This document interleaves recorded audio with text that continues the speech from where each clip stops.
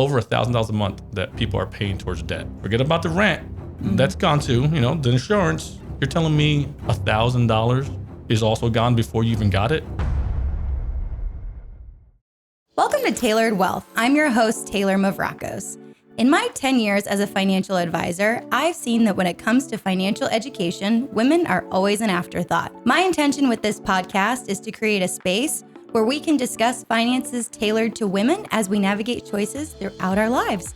And today, we have my very good friend, Mr. Efrain Mercado. Did I say it right? Pretty close. Good. Oh, okay. Wait, I'm going to do it again.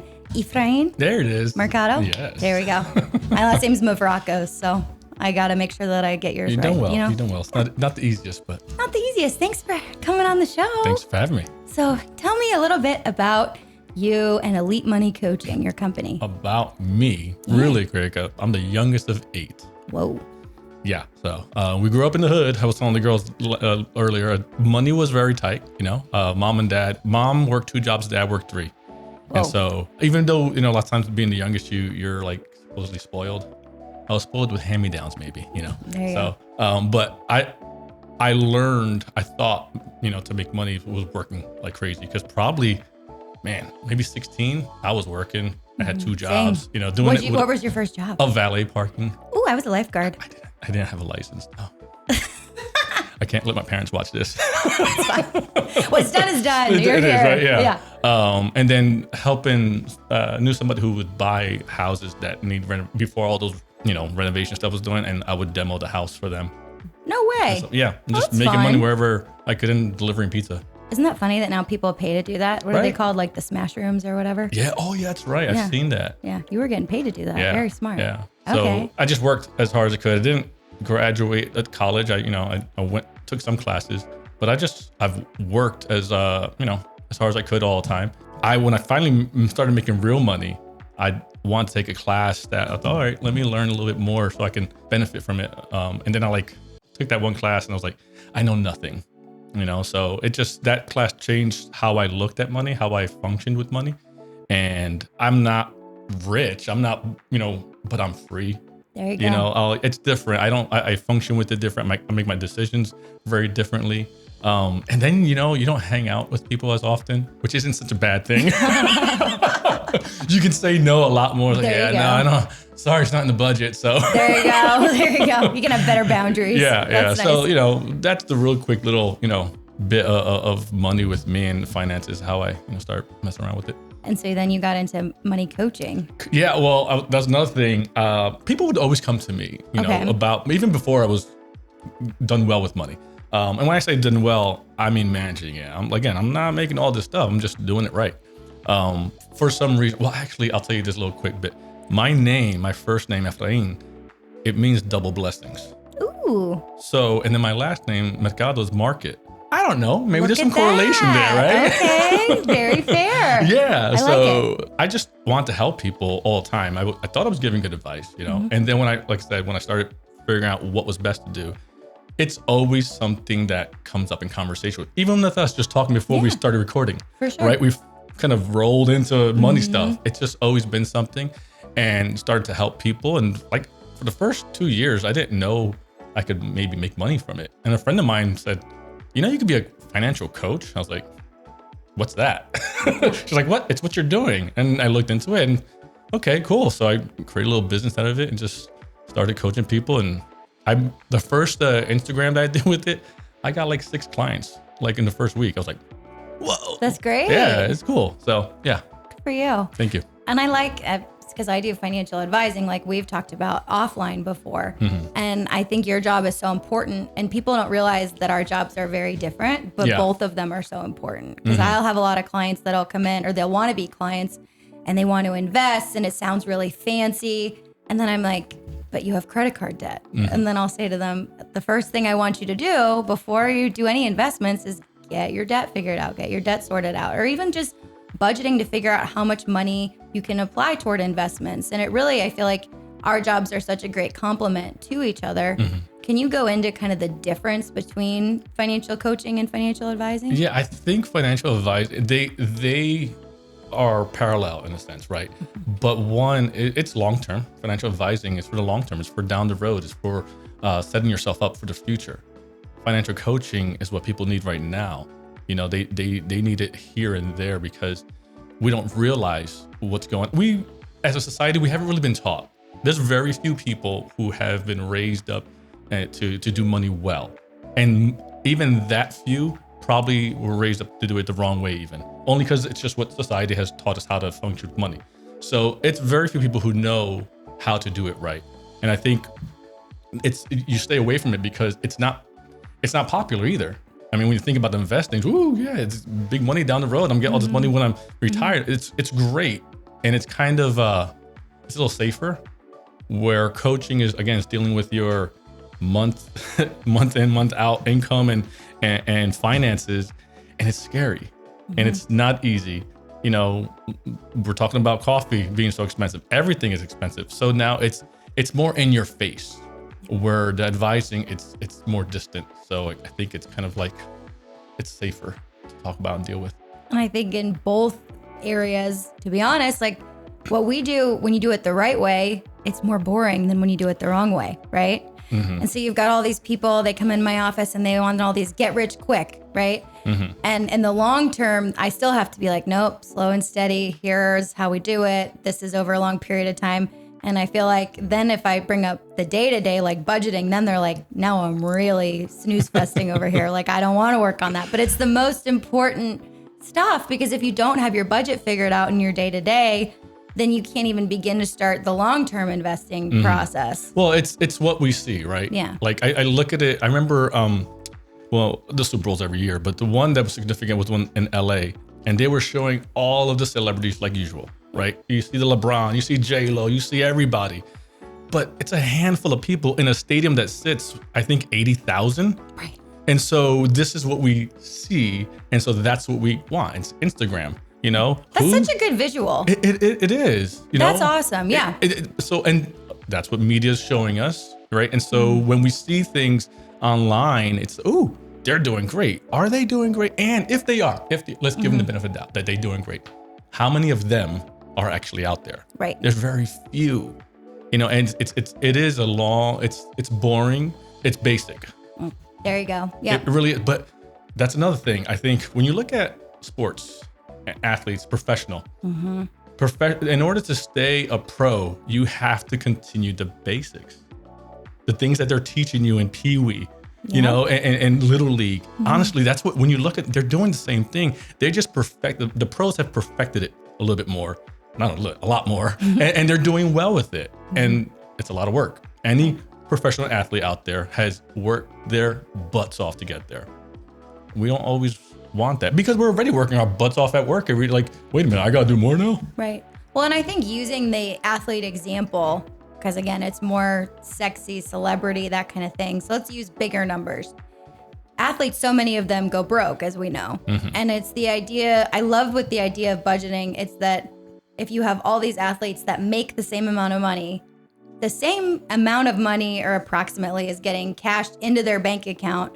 Why do some of them end up broke and some of them stay rich forever? Well, the answer is just their choices, right? Yeah. And that if you take that down to the 80,000 people in the stadium like you're talking about, if you're in the same echelon as a bunch of different people and you're all cashing a comparable paycheck, why is it that some people end up building wealth and creating wealth and then other people with the same amount of money end up broke? It's not about how much money you have either or bring in. People want to make more money. Do it. I encourage you, make more money.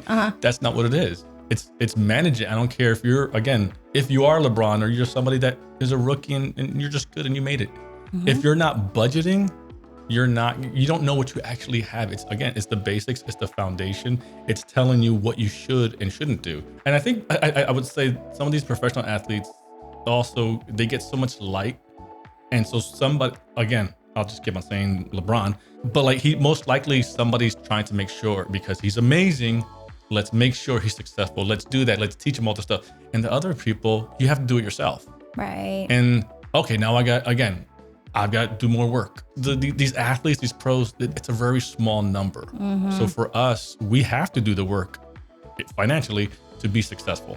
And it's not fun. Well, and using that example as well, like You could be one of the higher paid people on the team. And if you blow all your money versus somebody that doesn't make as much, but they follow some of these really basic principles, you can end up with more money at the end of the day. Oh, yeah. And same, I mean, to bring that down back to like average just people that are working like us, where we're just out there making a paycheck, where you start isn't where you end, right? And I think with both of the jobs that we have, you know, we really just want to make sure that people are optimizing, because to your point, there's no formal education on it. No. And it's so important. It is. And it's again, like with everything, with sports, with Instagram, it's not the highlight. So it's the basic, it's the foundation. And even in a house, who sees the foundation? Nobody, right? But that I love that. Yeah. But the pretty house is laying on top of that foundation. But if that foundation ain't right, the house, it can look as pretty as it wants. Something's gonna go wrong, and it's gonna come tumbling down. And again, I think we just don't function with the foundation of budgeting like we should. If you do that, you'll see success, and you'll have this peace and this you live differently. Okay. You definitely live differently. So how did you get good at this? How did you teach yourself how to do it? Well, I think again, watching the class that I was on, learning that, okay, I've got this money, you know. So let me go back a little bit. I went from almost I was making $30,000 to jumping to $70,000 in 1 year. Whoa, congrats. So yeah, thank you. And that was with the company I was with. Now I was like, oh, what am I doing with this? And so now I was that person who had to Excel. I swore I had a budget, but it was more of a balancing, you know? And that's what everybody has. Yeah. Oh, they tell, I got an Excel document. Yeah, I got an Excel spreadsheet. Right? I'm well, like, what's that? It's just telling you what you did. Right. And I was doing that same thing, and I was like, this isn't working. And so now looking at a budget and recognizing what a budget actually is, right? It's what I make and how much do I have to spend, what's left over. Now, what do I do with that leftover? Because we have to spend on certain things. You got your rent, you know, you got your car insurance. There's things, groceries. Now what's left over? And now when you know what you have left over, you can swing that hammer so differently. And you can knock down a lot of different walls depending on the size mallet or hammer or cement ball, whatever you want to call it. You know, you have. It's just different. It's a tool. Yeah, exactly. But we don't even know what that tool is. So that for me, like I said, learning what is actually a budget. Because you can ask 50 people in the same room and they'll give you 50 different answers, because I don't think a lot of people know what a budget is. They think they know what a budget is. Oh, it's, you know, the business, we're planning on this for the future. It's not how much do I spend on groceries? How much do I spend on clothes? Yeah, and knowing these numbers, right? Once you start knowing the numbers, you start functioning differently as well. Because like, that's another thing. People don't, you can ask, well, how much are you paying for this? I think it's too important just to think. You have to know. And I don't mean like memory. Put it on your phone. Who cares? Have it somewhere where you can look at it and know and make a better decision when you're purchasing something. And I think too, it comes down to when you have the repetition. I always think of it kind of like when you're losing weight. At first, it's like I one time wanted to up my protein, right? And I didn't know. I'm like, I don't know how many grams are in an egg, or by the way, not that many. Like a chicken, steak, whatever. I didn't know. And so for the first like 2 months, I logged everything in MyFitnessPal, right? And I had to be really diligent about knowing how many grams were in each thing. And by like month 3, I could kind of gauge. Like I'd be like, okay, well, I know about how much protein's in this and how much is in this. And I think it's important to share with people that this isn't something where we're like, for the rest of your life, you need to put every single dollar and cent that you are spending for the first little bit for sure. But it should get to a point where then you almost have like a frame of reference. Yeah. So that way you don't have to, because you already know it. Does that make sense? Oh, totally. You're so right. Like in the beginning, yes, it's going to be a lot of work. Again, I'll reference a house. If you're building a house, in the beginning, it takes a lot to get everything there. But once it's built and you can live in it, you still have to live in it. You still have to maintain it. So it does come to a place of maintaining. And then you can still make advancements with that. But like it is, you have to document all that stuff. If anybody wants to get fit, It's so annoying. It is so annoying. It really is. Right. I got to wake up at 5 a.m. Well, not everybody has to, but I do. To go to the gym, it works. Okay, yeah. It works. Mm-hmm. It does work. If I don't, I'm not getting there. Mm-hmm. So it is annoying. I like my bed. I like to sleep. Sleeping is wonderful, but you have to do the work in the beginning, and then you create now for me, working out is more of a routine. Mm-hmm. Like now, when I don't work out, I wake up at that time anyway. Right. Like, and now it becomes just a system that you're in and you're flowing with. But yeah. And it's not even just routine, it's a discipline, right? And it's the same thing with money. And I'm sure you have this conversation with clients all the time, like I do. It's like, what do you want? Mm-hmm. Right? It's just like when people say they want to get fit. What do you want? Because if you want to get fit, then for the first couple months at minimum, it's going to consume a lot of your brain space. Mm-hmm. And it's the same thing with getting financially fit. It's like, well, what do you want? Because for the first couple months at minimum, it's a full-time job to kind of get there. And you should be looking at your expenses all the time. And I guess to circle back, I wanted to ask you for somebody who comes to you and they're just like paralyzed. They've just started to think about money. They may be in debt already. They may not be. Money feels like a foreign language to most people. Is there a preliminary conversation you have with most of your clients when they're starting out? What would you tell someone like that? Get in one lane. Most of the time, people are all over the place. They have a checking account here, a savings account over there. They have auto pay. They're just doing it on some things, not everything. They don't use cash for certain things. They're all over the map, right? Again, let's go to fitness. You're going to a gym, right? And if you don't know what you're doing, you can still go to the gym. You can be a member. And there's all these weights, and you can do all these different things. Mm-hmm. But if you get a personal trainer, now they got to tell you, oh no, just do this, and start. You actually do less, and so less is more. And people are doing so much, and they don't know what they're doing. They're doing too many things. So I was like, get in one lane. How do we minimize everything that's happening right now? What do we have to do? And it's as basic as how much do you make and how much do you have to pay? There's a difference between what you have to pay and what you want to pay. You can have left over, but people don't know that. So those are the two things. How much do you make and how much do you have to pay in 1 month? Then you can start figuring things out. Then you can start, okay, now let's create other lanes from that. But if you don't know what you're making or what has to go out, you're going to be all over the place. I love that. And wasting time. And for the love, who cares about the points? Everybody with the points. They're like, well, I have 6 credit cards because I get points and blah, blah. Points are great. Points are icing on the cake. Kind of like you were saying about the foundation of your house. Mm-hmm. I don't care what your curtains look like if your house is on a sinkhole. Exactly. Yeah.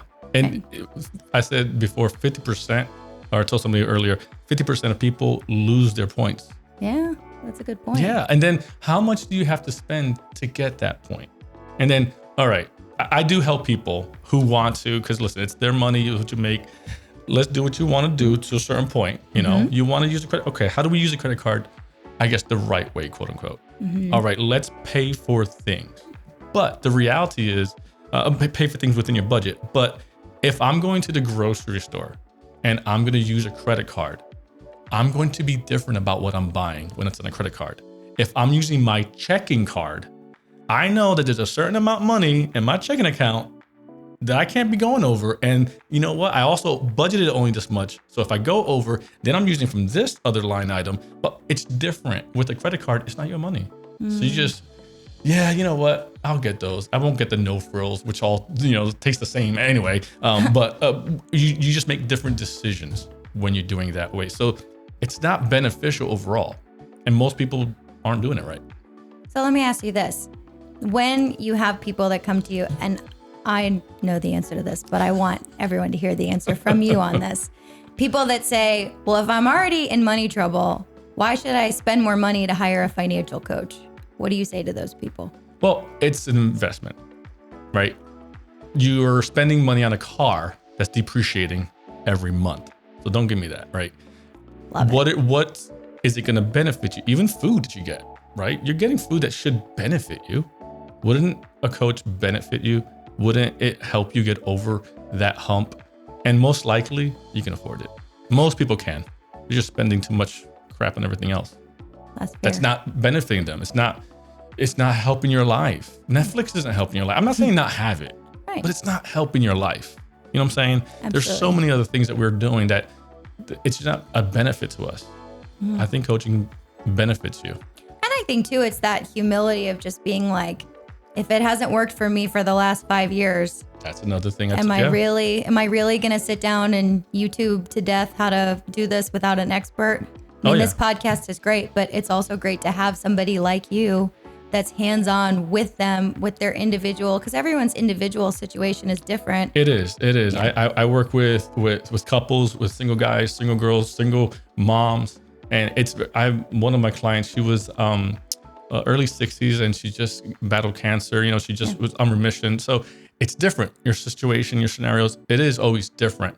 And how and what to do, it's different. There's no cookie cutter for this. Now the foundation, the basics are, but how you do everything else isn't. So having a coach is beneficial, unless you know it. If you knew it, you wouldn't be in the mess you're in though. Do you have any rules on, I know there are kind of standard rules on how much you should budget toward your house payment, how much you should budget toward your debt to income and things like that? Usually with your home, 20%, 25% of your income, right? It's hard to look at that and shoot for that. But what I also like to do with people, I do help if somebody wants to buy a home. Well, how much can you afford? Not how much the bank is going to give you. We know they're going to give you a lot of money anyway. They're probably going to give you more than you need. But how much can you actually afford monthly for the home? Let's break that down. But you won't know unless you have a budget. So even knowing those numbers and having those ideas, okay, what is that? And what's it worth to you? Yep. If you want to spend a lot, then other things have to go away, and that's okay. What are your priorities? I usually have people send me priorities in order. Nice. Because everything's different, and it's in pencil. Because it might change. One of the couples that I'm working with, they just got pregnant. Their priorities are different right now. Totally different. Exactly. They're waiting for a baby in 6-7 months. Now we're doing things differently. But before, they were just a single couple enjoying new marriage. So it's different. So your priorities, knowing them, and then again having them in pencil, getting ready to move them. Priorities in pencil. I'm going to steal that. I like that. That's great. Okay, cool.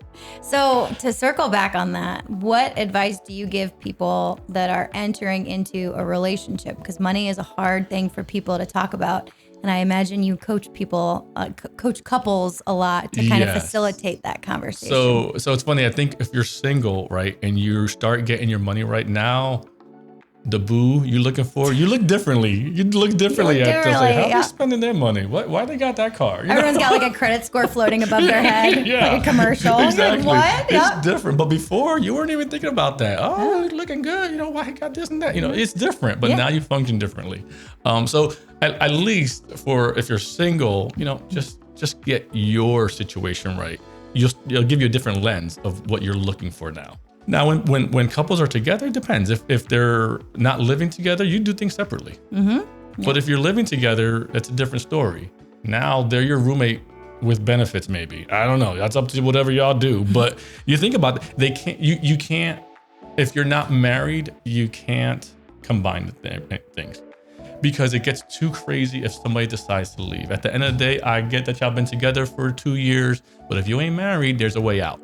Marriage, or going through a divorce, there's legal things that have to be done. So it's different when you're doing that. So then you should combine when you're married. You should do it as one. Hell, if you're willing to share the bed, why can't you share the money together, Mm-hmm. But again, if you go into it both messy with money, you're both gonna have trust issues for each other anyway. So I really encourage people to, when I've worked with couples who are engaged, I've done it separate until like the first month, a month before they got married. Let's keep everything separate. Okay. Get your strength and then combine them. And now you're just together stronger. And I think for those conversations, when I've had them with clients, the key is just like transparency. Oh yeah. Right? Yeah. You have to be open. You have to be real. And that's what it's good about sharing and combining. You have no choice. Well, I mean, you can, don't get me wrong, but it helps avoid hiding things. Yeah. And it's very good to have it all out there. Again, you're married. You should be one. It's okay. And if you're having to hide something, then you got other issues to deal with other than finance and marriage. Well, and we have had divorce attorneys on the show, and what they say is even if you keep it separate, the law says it's not separate. So making sure that you've got financial ideologies that are similar. I was working with a client who she was getting divorced, and in the middle of it, he was not paying his taxes. So I mean, not even just in the middle of it, while they were married and during divorce, she is on there though. She's on his, however it works.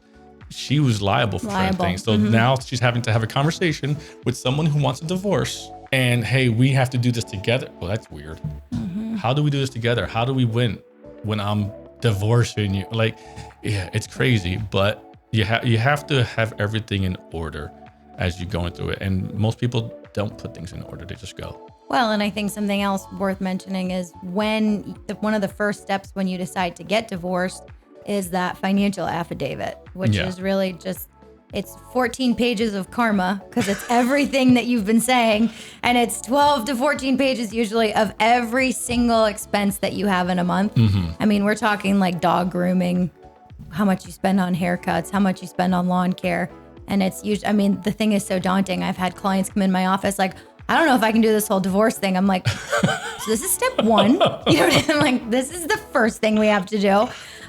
So if you don't have that awareness for people that are considering going through a divorce process, that's something to kind of just really start to wrap your head around. It is, but when you're thinking about what that affidavit, right? And everything you fill out. Well, if you had a budget, wouldn't it be easier to fill that out? Yep. 100%. And so that's, again, you go back to that basic, right.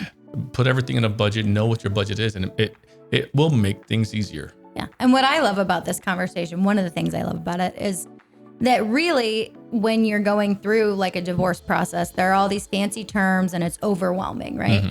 And to your point, when people say things like alimony or budgeting or all these different things, all they're lump sums, all these different numbers, pieces of it, really, they ask the same question you're asking, which is how much money do you need every month? Can you prove that you need that much money every month? And then trying to make the numbers work with what you're taking in versus what you have to spend and take back out. And that's really all it is. Yeah. So, and if you open up the budget, you'll see all that. Right. You can actually see all that. I'll say it's blue in the face or whatever, budget. And people hate the word, I get it. But that helps. I don't want to say it fixes everything. It helps everything. Yeah. It helps all these awkward situations with divorce and all these things and those terms that we don't know, even with the home buying, right? How many things are in home buying? Like, what? What's all this stuff? If you have a budget, it'll help ease all that stuff. And we tend to just go away from a budget because we're scared of it. Well, and people ask all the time, like, am I going to be okay? Right? It's very, they're nervous. It's anxiety producing. And they're just like, am I going to be okay? And it's like, well, I can tell you that you're okay. Or I can show you how much money you make versus how much money you spend. And you can feel okay. Yeah. Because as long as you get that lined up at a certain point, like it's just money. It's not magic. If you have it, great. If you know how to be a good steward of it, you should be fine. And even if you don't have it, if you know what it is, at least you okay, I know what I got to do. Right. And that's the other, when you don't know, you can't do the math. So now the weight on your shoulders is so much heavier and you're just like, I can't. And the other thing, okay, I want your opinion on this. I really don't like the term finance because I feel like it's got a bad brand. People are intimidated by it. People think they could never understand it. And investment banking is very different than financial coaching and financial advising. I think we should just call it lifestyle. Lifestyle management. Lifestyle. You know what? It's funny that you say that because most of the time I end up talking to people, yes, about their finances, coaching them with their finances, but it bleeds into other things. Oh, it's never about money. No, it's not. No. So I like the idea, because the word finance, right. It does, but it's life. It needs a better word. I remember when I first started doing this, I was being a financial advisor. I'm a nerd, so I like all the numbers. So I was like getting all the statements ready for the meetings, and we've got an hour blocked off for the meeting, right? and I have all the rates of return, and I have the beta and all the alpha and all the things, right? And I sit down and I've got all my numbers, and they're like, I start talking and I can tell their eyes are glazed over. They're like, yeah, so I want to buy a boat and my wife doesn't want to buy a boat, and I would like to spend an hour and a half talking about that. And I'm like, all right, or I'd sit down and be more serious stuff. Like, like we're having a baby, we're getting a divorce, all these different things. And what I realized was I was never talking about the rate of return on my mutual funds. Like, nobody wants to talk about that. And I always say, you know, money can either control you or free you. Mm-hmm. And that's all it really can do. Yeah. And I try to tell people, especially people that are obsessed with accumulating money, I call it the money on paper. And you have to really decide how big you want the number on the piece of paper to be versus how much you want to go out and enjoy it and spend. And there's a balance, right? Mm-hmm. And you mentioned in the beginning of this conversation when you were saying, you know, I'm not rich, but I'm free. I think that's a really important concept that people that understand money know how valuable that is. Because I think sometimes people they just don't know. How much can I enjoy it? How much do I need to be afraid of it? Yeah, I've run into people, well, this is both of them. They're either don't know what's going on, they're in a mess with money, or they're kind of chillaxed about the money, but they just know that they can do better, so they're not thriving, right? And so to that, one of my clients, again, the one I told you about with cancer, I remember she was going to the salons before she met me all the time. She's getting her hair and nails done, and I get it, right? She's going through all this chemo stuff, so she needs to feel a certain way. But through that process, I was like, all right, I get that but something else, if we can keep doing that, but something else has to change, and it couldn't, so she had to go less. And throughout, you know, the coaching, a couple months into it, I said, so how do you feel overall? And she said, you know, I'm only going every other month to the salon, and I feel redeemed. She wasn't making all this money now. Yeah. It was the same money we're dealing with. Yeah. But she felt better that she didn't have to do this. She felt a certain way that she had. It has nothing to do with money, you know? And then the other one, again, another divorced client, because, you know, the money was mixed together and it was just always a mess. Now that they were divorced, in a couple months, we were able to build her savings, her emergency fund to $2,000. That's it. Less than what her rent was costing her. And she says, I feel free. Nice. Because I've got $2,000? Yeah. And so it's wild how it's not the money. You know, it really is. And again, for those who are making the money and just don't feel like they're thriving, again, once we get them to a place where now they're able to control that money, the money's not controlling them, they just feel different. They function. You will function differently. You won't have the anxiety, the pressure, the stress. It will absolutely change you. Well, it's one of the main things people stress about is money. Oh yeah, which makes sense. It's also one of the main reasons people get divorced. Well, did you know it's one of the top reasons for postpartum depression for women? No, I didn't. Finances. Really? Yep. Huh. If a hubby can't make sure his wifey and baby mama is chill, they in trouble. Well, look at that. Yeah, it's wild, but it is. His priorities might need to be in pen, I think, maybe. maybe yes, just in that you're right. You're right. But like, you're right. Because I've dealt with clients like that. Like, oh, you're having a baby now, and you're in a mess of finances. So let's get it right before the baby comes. Because afterwards, if you're still not there, if you're not at peace, then it's gonna roll over into other things. And I think when you were talking, it reminded me of when I sit down a lot of times with, and primarily it's women who they're married, they get divorced, and they just weren't delegated the finances during the marriage. It's not that they can't do it. Yeah. They're told that they can't do it, which for anyone listening, you can do it. But when they actually become a single individual, they can't believe how much better they feel because they're actually really good at managing money. Yeah. Or they know, a lot of times it's just, do you know how to seek the right counsel, seek the right coach, seek the right help? And at that point, it's really interesting and empowering to see. It's one of my favorite things about my job is that they go from just not being delegated that responsibility and having a spouse that did keep things more gray area, don't worry about it, you know, Wizard of Oz behind the curtain, that's where the money is. And they've really done a 180 where all of a sudden when it was there, they had no choice. They had to be the one that takes care of their finances. It does. It's so empowering to them and so much more like relaxing because you just know what you have and what you don't. Well, women are just, are so much better at organization. I think, honestly, like think about it in a house, or even when we're getting dressed and we have to go. My mom still picks out my dad's clothes. They're old school, they that's the way they grew up. But like my dad will go to the garden in a dress shirt. Love it. And he's like, that's what was laid out for me. So that's what I put on. Yes, exactly. Right. That's nice. So, but women, they are much better at some of this stuff. Right. And then men have too much pride and they often hide it. And if a man would just like, it's okay. Go ahead, pass it off or do it together. But let the wifey take care of organizing it. Man. It helps. It helps because again, they all look at decorations, like how you set up the house. Like there's so many different things you guys are good at that we aren't. Right. But men have pride, and then they start hiding things, and because they want to I want to do it. I want to organize it, and then you don't do it right. And I don't know if you ever saw Everybody Loves Raymond. Oh, I loved Everybody Loves Raymond. Oh my gosh! Yeah. Did you ever see the episode where that's like my life story? Yeah. They're great hilarious. Show. He takes over the finances. Oh no, I didn't see that one. That's a good one. It's so funny. So he takes over and he messes up the checkbook. Oh geez. So he gets another one, a fake checkbook. And at the end of the episode, she's going over it again, and he's apologizing, and she's like, "I just can't understand what happened here. How did you mess up both of these?" And he's it's because he pulls out a third one. Stop it! Because he's faking that he knows how to do it. Yeah. And it's actually liberating if you just I don't know how to do it. Yeah.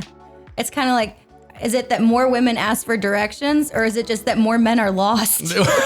You know what I'm saying? You're right. Are there more women who need financial coaches, or are there just men that won't admit that they need help with it? And absolutely. Everybody needs help with it. Yes. It doesn't have to be a gendered thing. It's just, but I also don't want women to think, gosh, if there's more women asking for financial coaching, we must be worse with money. No, it's not gendered at all. The way that people the messaging about it is gendered, but a woman can be just as good and a man can be just as good at budgeting. Yeah. It's not gender specific or anything It's not like at all. It's not at all.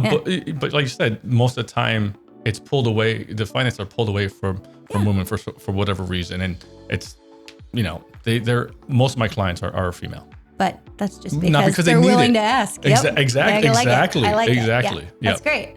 So talk to me a little bit about you call it the when factor. I think it's a big deal because we want things right away, right? But this is America. Exactly. You know what? Amazon. It'll be there the same day. Yes. But if we would just plan things better, if you plan even vacations and trips, we don't plan things. We often what we do is, well, I'm going on vacation. I'm going on a cruise in February. That's it. I bought the tickets. Boom. And now you're not planning everything out, or even you're not planning the flights. Oh, I'm gonna get the flights later. Well, how about if you plan all this out properly? Figure out what's it gonna take to go out there. When you do it right, when you have the money to buy everything that you need, when you come back home from your vacation, you're not stressing again. You go out there, you're at the beach, and Pablo's getting you your drink, and you're doing all this, and life is wonderful. You come home and I gotta pay for all this now. Right. Because you didn't plan. So when you buy something, it's important to know the right time. It's depending on what you have. But how, did you budget for it? Did you plan for it? We don't plan. We want it now. Yeah, very true. We do want it now. And I think to that end, that's how people end up in debt. Yeah. Right? Oh, 100%. Because, I just put it on the card because I don't have the money to get it. And I get it now. Or when you go on the vacation, you just start swiping. And again, because you use a credit card, you're budgeting is out the window. Thinking about how much you need is other than, well, how much credit do I have on that card? You're just going to go until it's gone. And you don't think people are like, no, we won't. No. Yes, you will. It's not your money. If it's not your money, you do things differently with it. It's somebody else's that you have to pay back later, and they're giving you a break. But now you're stuck.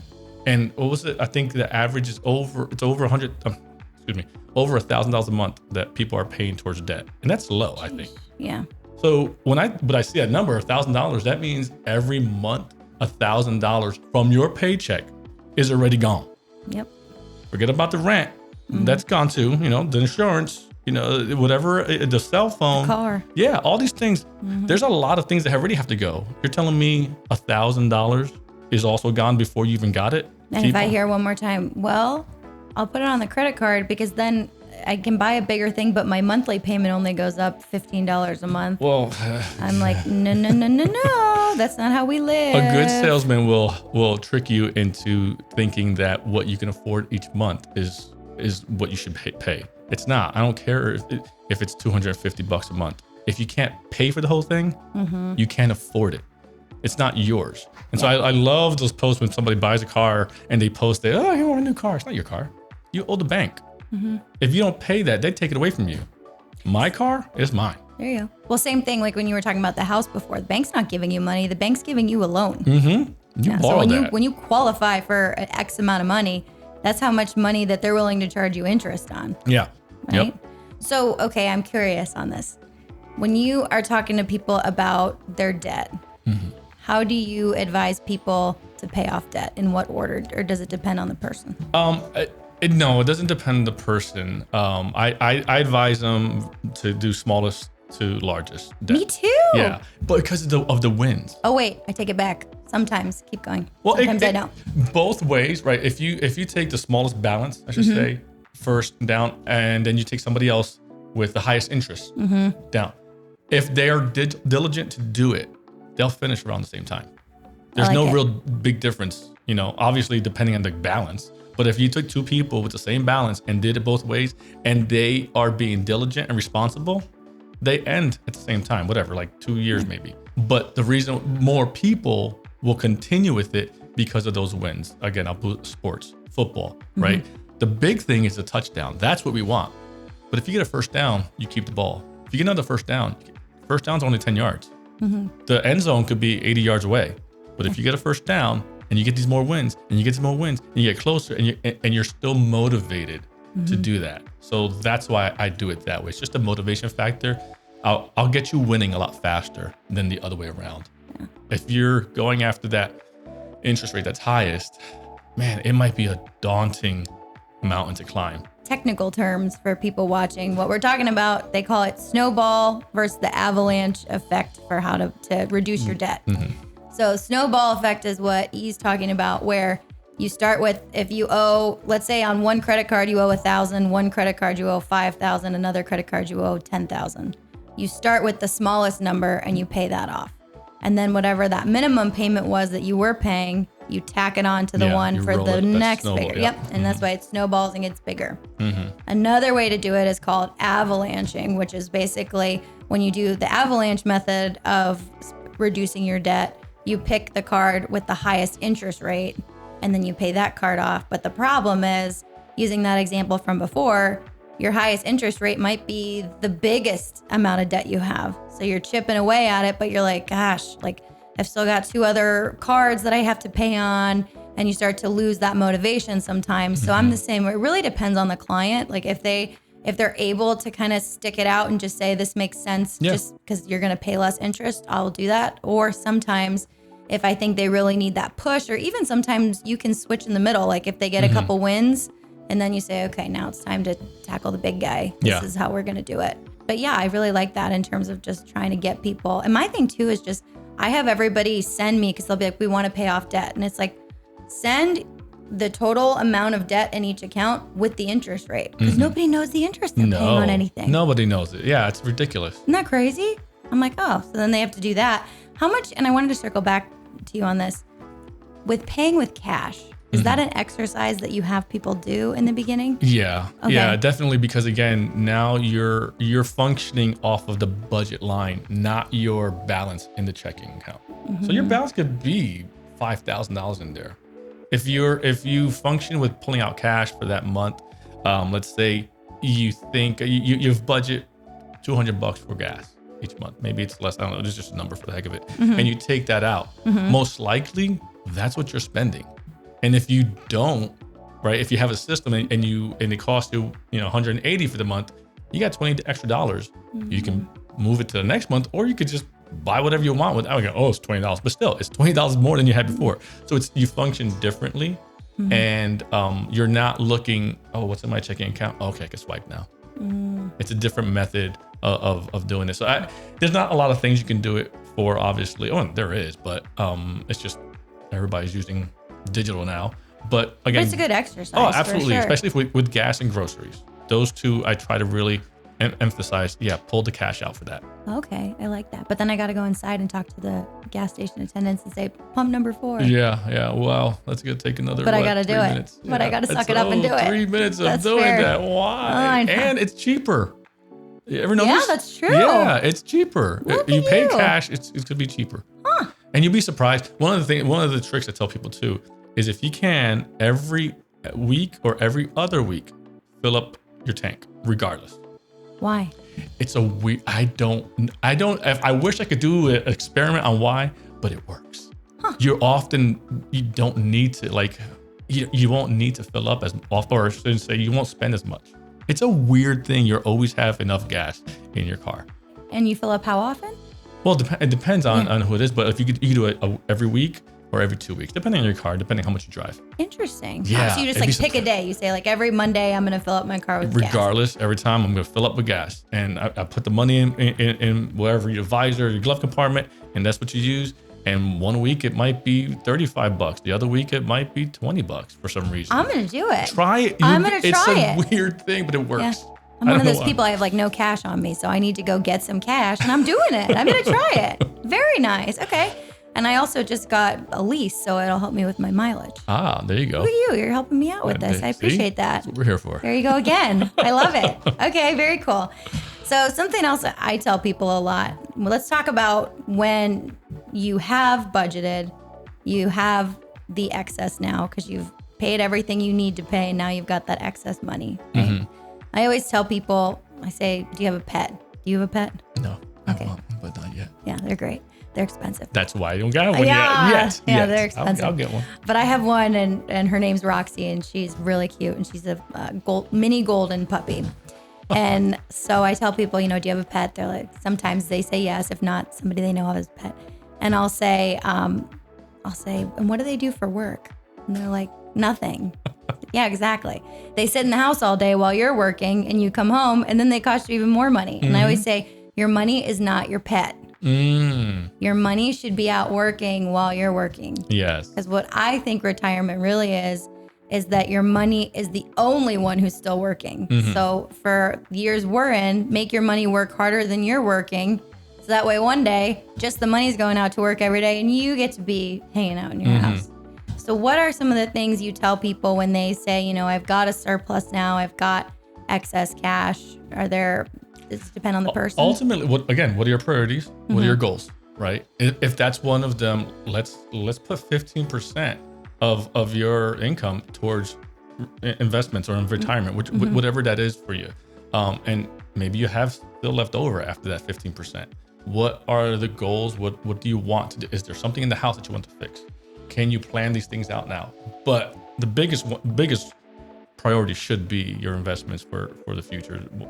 How you want to end things off, and you can end it early, great, but put it in as much as you can there. I think that's what helped me. I started out late with the 401k.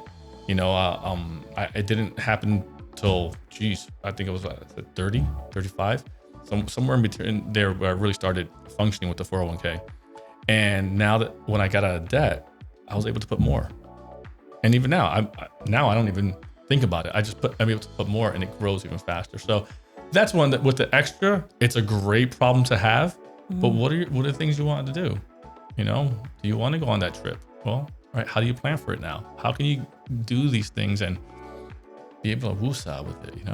Well, and I think it's interesting because when you start being money savvy, it really pays dividends to you, because let's take the 401k as an example. You put the money in the 401k, then if it's pre-tax money, then all of a sudden you have tax deduction on your income taxes. So it comes off of your W-2 amount, which can help you on your tax return. Gross tax deferred. A lot of times you'll have an employer match. So if you have the employer match, then all of a sudden you're getting free money. And really, you've gone from making one decision, and now it helps you on your taxes, which puts more money in your pocket. You're not paying taxes as the money's growing, which is great. Yeah, and then all of a sudden, you've got this other asset that you can tap into in retirement. So all of a sudden, you've got at minimum 3 other advantages. So really, once you start to make those decisions, and that's what I focus on so much with people, is I'm just like, So many of these things are 5-minute things. Like just take 5 minutes and figure out some of this stuff for somebody who has an excess amount. Because the different choices that you can make with your money, like when you mentioned like a car is a depreciating asset. You can spend the same amount of money on like a million different things, and some of them will make you more money, and most of them, that $100 is just disappeared, gone, bye-bye. Yeah. Right? People think they have to work so hard about it or thinking about it, and you don't. There's certain things you have to do in the front end, like anything else. But some of these, like, why would it be so hard to make decisions about the extra that you have? Right. That should be an easy thing to do. You know, like you talk to any couple who's getting married. Most of the time they're over budget. They can't do. But what if they had more money to spend on the wedding? They can make that decision on what they want a lot easier. It's less frustrating, less stressful. It doesn't take long to do that. Right. 100%. Get somebody like you to help them out. Or you. To get them there. I'll get them there and you can help them out. Yeah, after that. That's fair. That's fair. Yeah. But it is. It's a bunch of like little choices, and even just trying to get people when they make a bigger expense or a bigger purchase, like to just get them to have the reflex to say, what's the interest rate? Right? Just to have people start to think that as they're making these different decisions. When they're making choices for work, like a retirement account, like an HSA, is that going to come off my taxable income? So I've had people that are not related to finance at all. And it's my favorite people that I work with because they'll call me. One of my best friends is an English professor, and she'll call me and go, so I think based on all the talks we've had, if I make this choice, it'll do this for me and this. And I'm so proud because I'm like, and she has a PhD. She's really smart. It's just that nobody teaches you how to do this stuff. They don't. And again, it's one of those things where if you make the right choice with the same amount of money, you can end up having dividends on that keep going through the rest of your life. Yeah. So I think it's really important for people to kind of just understand and like you said, make your money work for you. And how do people find you? How do people find financial coaches? They don't have to find financial coaches. They can find me. There you go. I love it. Do you work with people outside of the area? Yeah, I have clients in Colorado, New Jersey. Yeah, just because I do most of it over Zoom. Okay. It just makes it a lot. Even my clients in state, it's just a lot easier and more flexible to do it over Zoom anyway. Love it. So I love meeting in person, but yeah, my website elitemoneycoaching.com. They can find me there, or even on Instagram at Elite Money Coaching. That's where I'm at. And if if you email me and mention this podcast, I'll send you. I have a free budget starter guide that I'll send them. Oh, fantastic. Yeah. Okay. It's simple. It should help you get going. And yeah. I love it. Great. It is finance. It's not as difficult as we think it is. We just got to start putting the work into it. And you took geometry class and you forgot all of it. This is the class where when you take it, you can apply it for the rest of your life. Do I need geometry though? Don't even get me started. That's what I say to everybody. I'm like, did I need to know how to get the surface area of a cone? Could we have done what's a 401k class? Imagine that. Yeah, that would have been super helpful. But instead, I knew how to get the area of a cone, and I don't need that, but I have it.